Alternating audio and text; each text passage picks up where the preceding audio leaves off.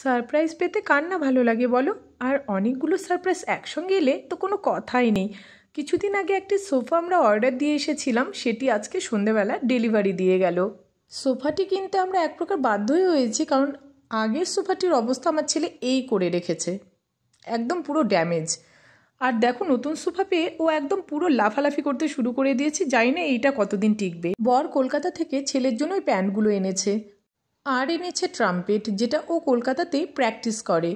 সেটা নিয়ে ছেলে কিছুক্ষণ খুব আগ্রহ সহকারে দেখছিল, আর ওইটা নিয়ে ওর বাবার সঙ্গে প্র্যাকটিস করারও চেষ্টা করছিল, কিন্তু এতটা সহজ তো না।